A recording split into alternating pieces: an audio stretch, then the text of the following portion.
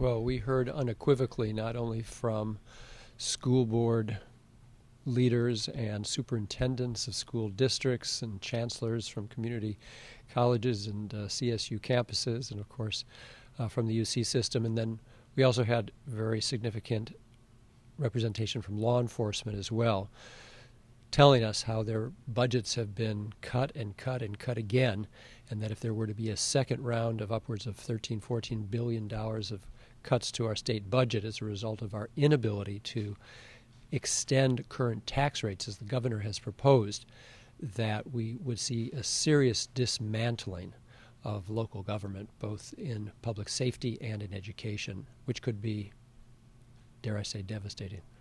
And what about today? What do you anticipate will come out of this today? Well, we're in the heart of Silicon Valley, of course, here at Microsoft, so we're going to focus specifically on higher education, also K through 12, and hear from business leaders as to the critical importance of educating a workforce and how that is our economic engine, that without it, it is not likely that California will continue to be the 8th largest economy in the world in the coming generation. How, here in the Silicon Valley, how does the budget and the potential budget problems affecting this area distinctively versus other parts of the state? Well, one difference that I've noticed between Silicon Valley and the three counties that we're talking about here, Santa Clara County, San Mateo County, Alameda County, compared to Riverside and San Bernardino counties, is that in the latter, San Bernardino and Riverside counties, the unemployment rate is above the state average.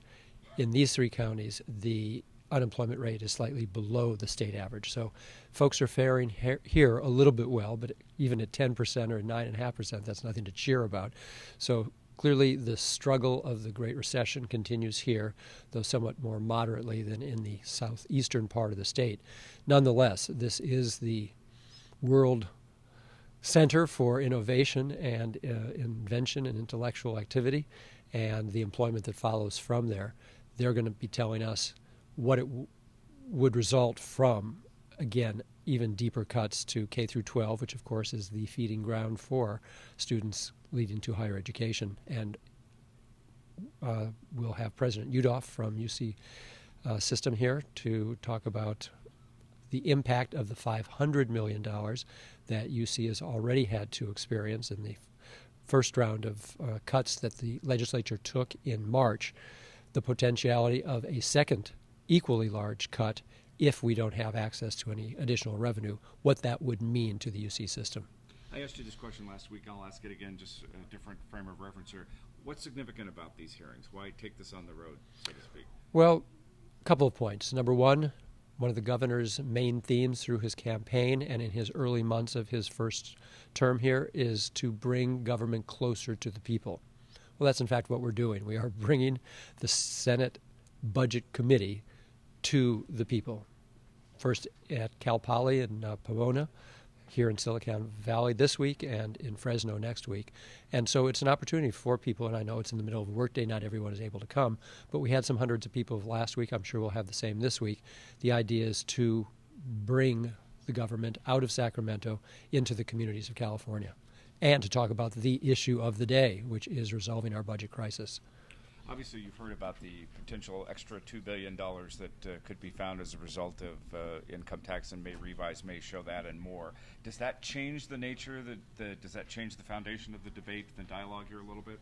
It's better than a poke in the eye. We're glad to see, not only because additional revenue, every dollar that is beyond the projected revenue in the governor's budget is $1 less that we'll have to cut, but we don't know what the final number is.